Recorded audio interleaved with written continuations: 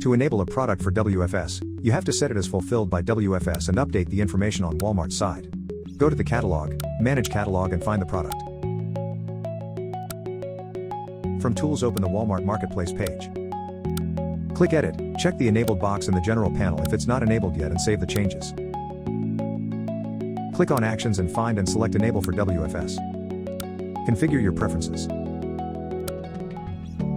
Check Update on Walmart to push WFS data to Walmart and update the fulfillment status on their side. Click Save. To bulk enable products for WFS, go to Catalog and then Manage Catalog. Click Add Filter and add Walmart Marketplace statuses.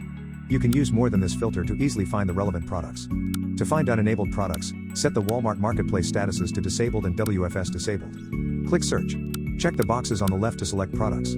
Click the blue Actions icon in the bottom right and select Enable/Disable for channel. Check Walmart Fulfillment Services and Walmart Marketplace and click Update. A queued job will be created. When it finishes, your product status will be updated. To change this status again, in Sellercloud, do the same, only select Disable. This will not reflect in Walmart. To change the status in Walmart, you have to do so from Walmart Seller Center. Now, to update the products as fulfilled by WFS on Walmart's side, with the same product selected, use the Enable for WFS action. A warning tells you that you cannot unenroll an item from WFS, so after proceeding, you can only make any changes to the WFS status of the items on Walmart Seller Center. Click Yes. A queued job will be created. Click the link on the notification at the bottom of the page to open it if you wish.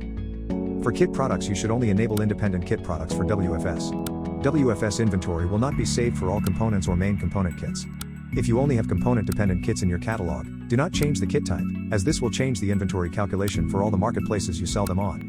For such cases, there's the following workaround. Create 2 kits containing the same components, one independent and one all components kit. Open the independent kit.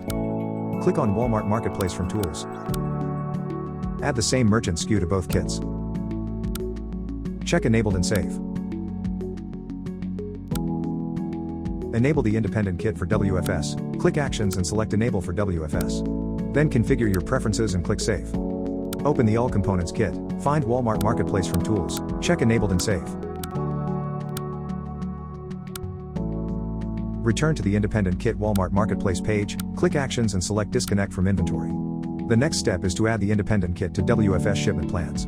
That's it. This is the second step of the Walmart fulfillment workflow. The next steps we will explain in the WFS Shipment Plans tutorial. Thanks for watching.